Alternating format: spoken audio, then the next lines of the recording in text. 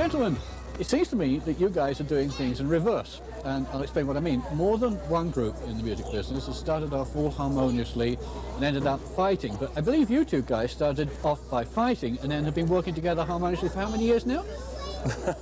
Since 1978. Man, that's longer than some marriages last. What's the secret? How do you make it work?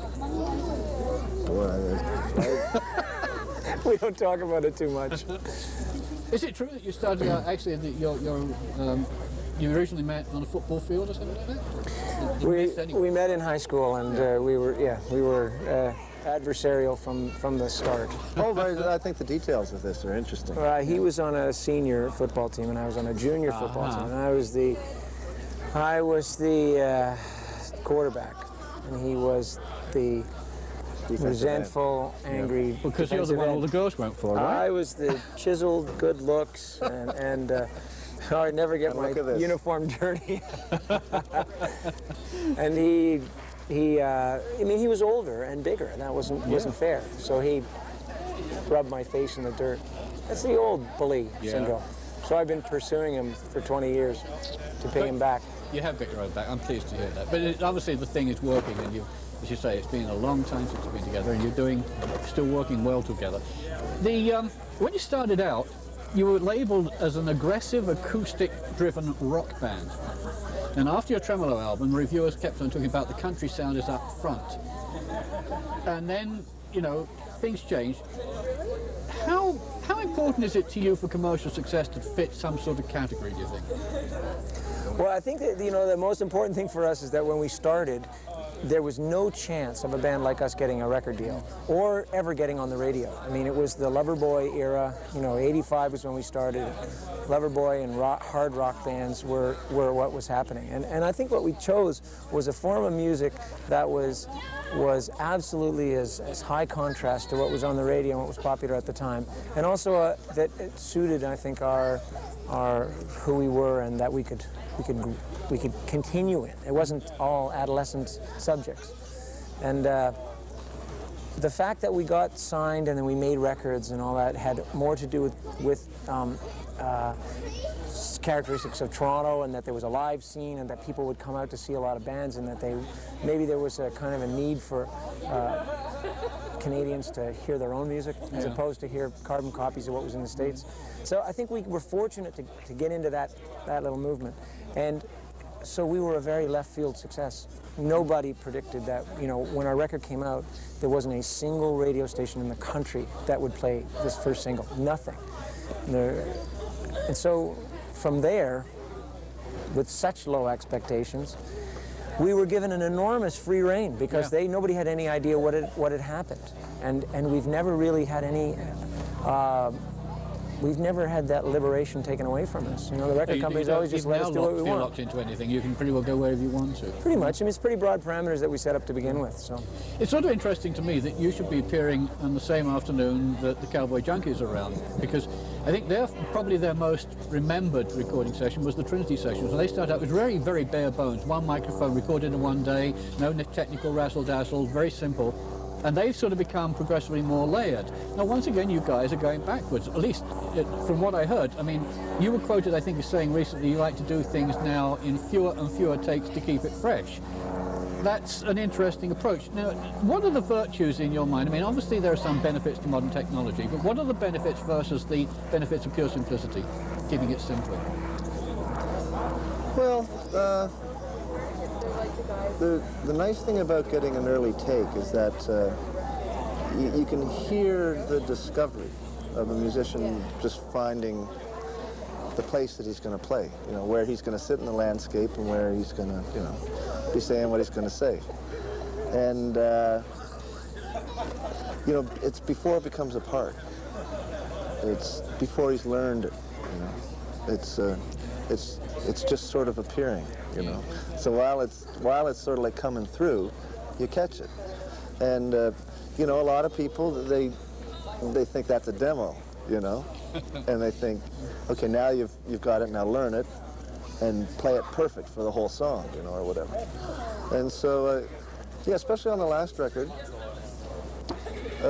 because we didn't have any rehearsal time, we just sort of went in and started playing, And as the song sort of revealed itself to us, it was nice to catch it in the formation rather than, you know, when it had been played to death. And there's nothing, you know, and sometimes, I've been thinking about some of the songs I have. It would be nice to play them a lot, play them live, you know, and sort of get them to that point where you're sort of dead tired of them, you know. Because that works once in a while, too. I think very often, though, in spontaneous magic happens. I can remember a marvellous evening when two musicians who never played together came together. I'm trying to think of their names. It's immaterial, but it's just two guys who had never played completely different styles of music, came together and played together for the first time. And in that spontaneous, it was absolutely a magical evening. Yeah. And I think you get a little bit of that in what you were saying. In October 1997, a guy called Scott Martell from the Los Angeles Times wrote an article chronicling the fact that you had achieved, relatively speaking, little success in the United States. Now, at a time when Canadian bands are absolutely sort of Canadian musicians of all stripes leading the pack worldwide, has that changed for you guys? You now sort of generally recognized much more broadly in the States than you were? Not really. Regionally, yeah. There's a few cities where we're known, and we... New York and Chicago and Seattle and San Francisco and Austin and something like that. But we don't have any national recognition, and we've had every opportunity. We've been on every TV show and every newspaper, records reviewed in every magazine, and still it's a pretty disparate fan base. So yeah, it's been different for us. But you're also on record, I think, as saying that the lack of general acceptance in the US is not necessarily bad. What did you mean by that exactly? Well, it probably means different things to all of us, but I think that I think that all we've ever done from the beginning, by the time we moved back to Toronto and got a band together, we set up a situation whereby we could play music. And there were going to be no changing factors in our lives that would infringe upon that. We had jobs or not or whatever, but we could play music. All the rest that has happened to us are just opportunities that have been laid in front of us and that we've taken advantage of. The record company is going to release your record in Scandinavia. Would you like to go over and play? Sure. Will they pay? Sure. Okay, let's go. The United States, Rolling Stone is going to do a feature on you. They're going to say, great. Wonderful. It's never been kind of an assault on any country plan that we've had, and I think that as long as we're very lucky that we have the kind of success we have in Canada. Otherwise, it would be very difficult to sort of maintain a band. But the fact is, we do, and we go a lot of places in Canada, and the rest of the world is an opportunity that we take when it's offered to us, and. You sound like a couple of very contented guys at this stage. It's just on the surface, really. You said last year that you and Greg were trying to find a dignified way to evolve. That was October of last year. You think you found it yet? And where does it look like it's taking you? Oh, I think we're getting there. I think that it's, part of it is this idea of trying to age and do music. I think we were fortunate that we picked a style of music that is not based in youth experiences exclusively, so that we could write about things that we wanted to, write about what was contemporary to us, and beyond that, it's all sort of new ground. I mean, how many Canadian bands have been around as long as we have and kept doing it? I don't know. It's just a question of trying to suit what we do to who we are, and every few years that changes. Greg, this may be an unfair question, I don't know, but you guys have been playing all over the place in venues large and small, and I should imagine over that length of time you must have formed a pretty good idea of the characteristics and traits that lead to longevity for the band. Who do you see coming up that you think maybe has got the chops to succeed in a long time? I mean, any groups out there that we should be looking out for that you've come across, based on your own experience? Or is that an unfair question? It's a great question for Greg. Mm-hmm. Because it's unfair. Because I don't see any bands except the bands that open for us. Yeah. And they're already pretty well on their way, aren't they, by the time you get to see them? Okay, let's ask you a simpler question. Can you guys ever see a time when you sort of want to give all this up and go to grow orchids or some other tranquil sort of occupation, or are we going to have you around for some time still to come, do you figure? I think the crux of that question is what would be the alternative? Mm-hmm. What would we do? We're pretty much, once you spend as much time as we have doing one thing, you become pretty much unsuited for the rest of the working world.